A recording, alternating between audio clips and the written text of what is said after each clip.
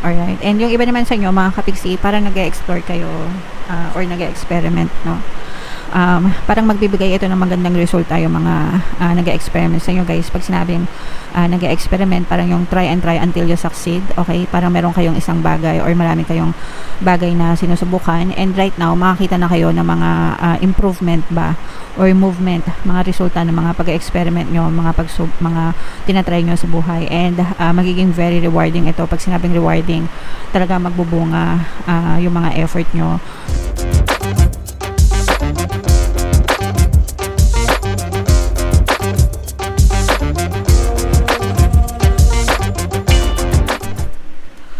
Hello guys, hello Sagittarius, welcome back to Pinoy Pixie Tarot. Ang pamagat ng episode natin for tonight is monthly taroscope para ngayong August para sa Sagittarius, Sun, Moon, Rising sign, and Venus. So unahin natin tong deck na to. By the way guys, sa dulo ng video magkakaroon tayo ng yes or no pick a card reading. Ito yung deck na gagamitin natin guys. Pwede kayo magtanong ng isang tanong, answerable by yes or no.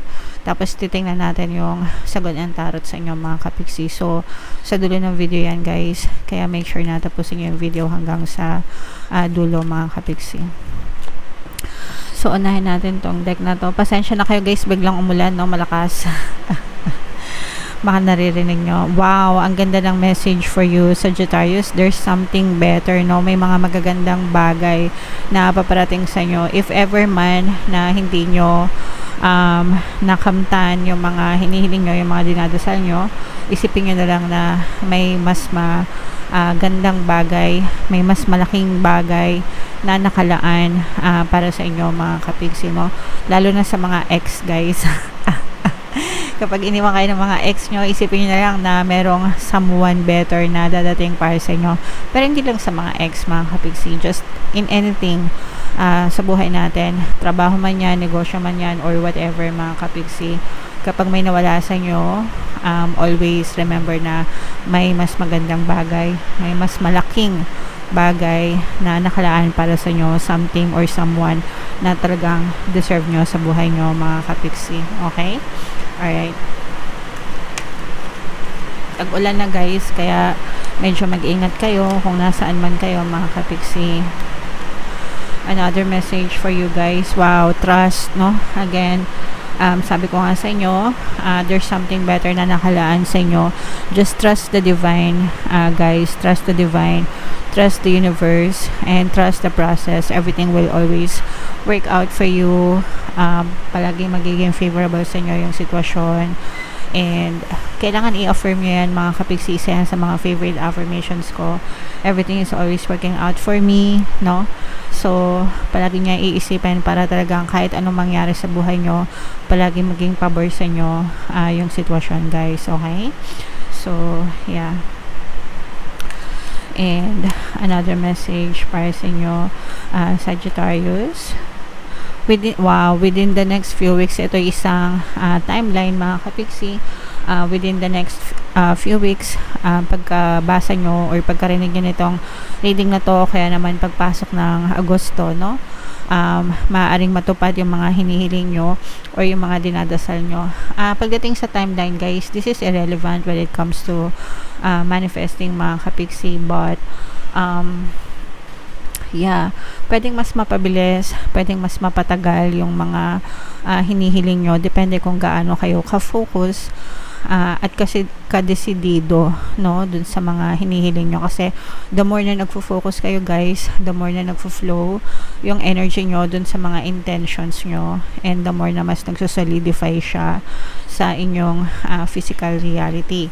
Pero kapag distracted kayo or nega kayo, ganyan, mas nagkakaroon ng balakid and mas tumatagal yung mga manifestation nyo guys, no?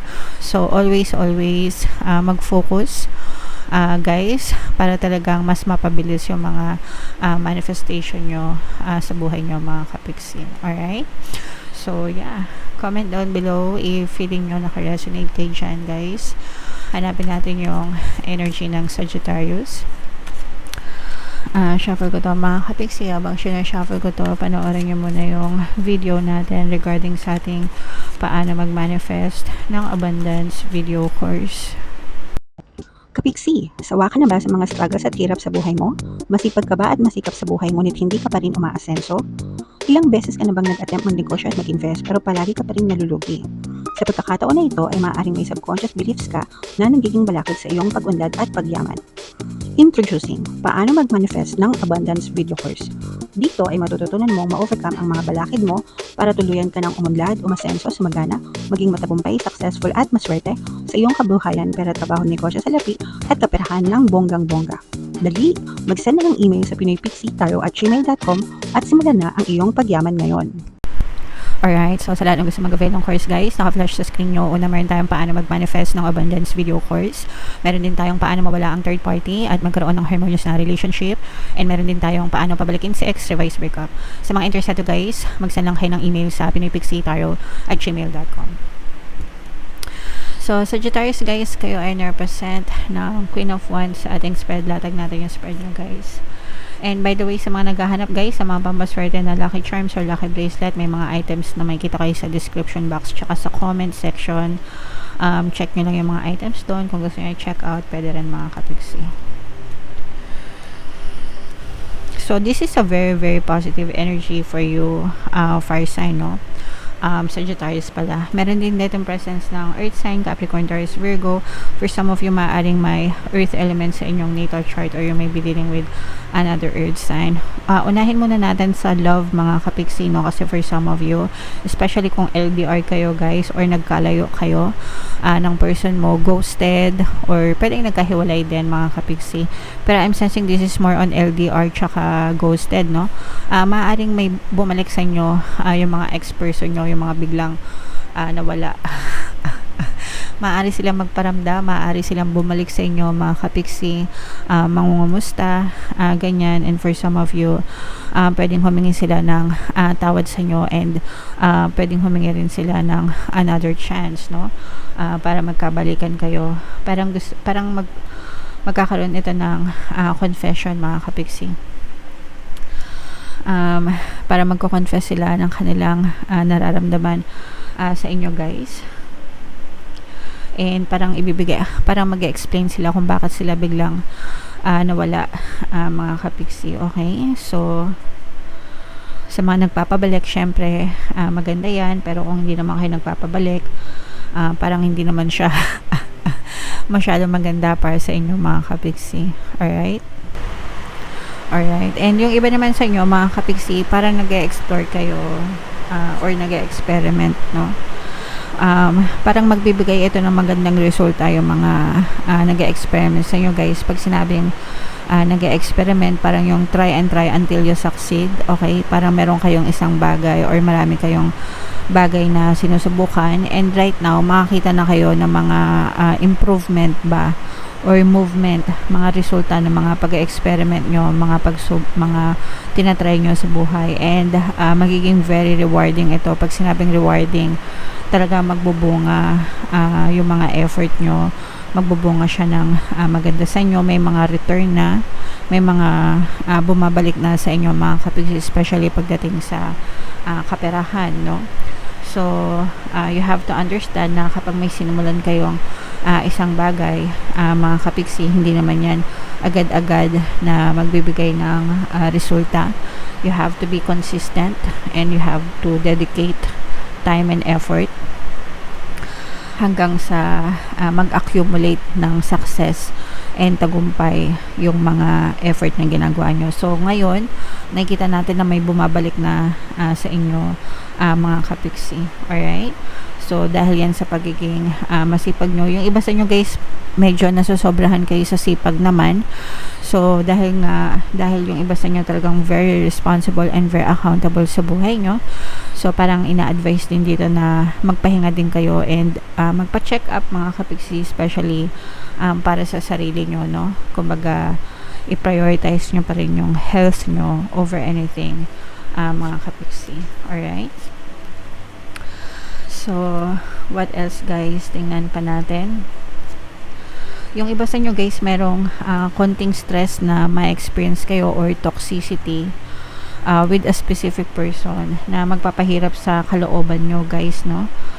This is an earth sign energy, Capricorn, Taurus, Virgo, pero feeling ko, magkakausap din kayo nitong person na to, and magiging malinaw din yung isip niya, and parang lulubayan din kayo nitong person na to, paunti-unti. Kasi parang meron nagtitrip sa inyo, Sagittarius, no?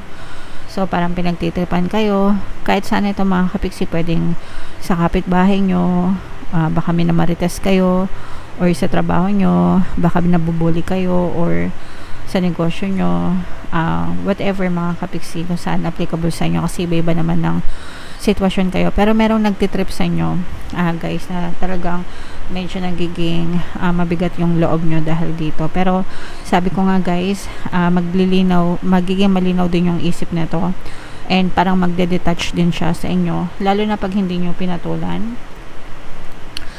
Kasi itong person na to, gustong-gusto niya na patulan mo siya, para lalo kanyang tirahin ng tirahin.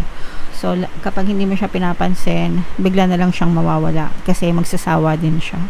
So kung tingin nyo may mga ganong klaseng tao sa paligid nyo guys, deadmahin nyo lang, no? Kasi mawawala din yan ng kusa sa paligid nyo, Sagittarius. Unless na talagang super under the tape, super below the belt na talaga yung ginagawa nila sa inyo, you might want to call legal actions, no? Or to take legal actions, diba? Isumbong nyo sa barangay, isumbong nyo sa HR, para matakot para madala mga kapiksi, no? And para makamit nyo rin yung justice na para sa inyo guys. Alright?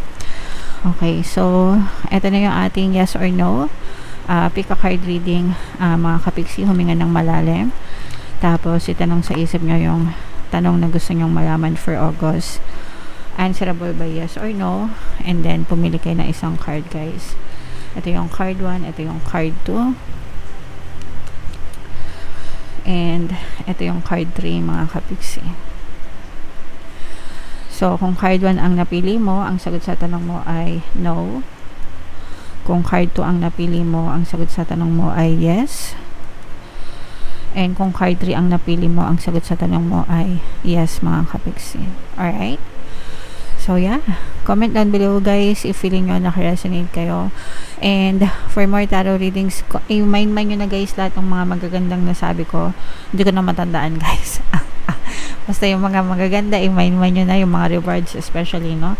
So for more tarot readings, ito yung playlist nyo. Ito naman yung ating success stories ng paano mag-manifest ng abundance with your course. Click here to subscribe guys. Ito yung ating mga pampaswerte subliminals. Thank you for liking, sharing, and subscribing mga kapiksi. See you next time. I love you all. Have a nice day. Bye-bye.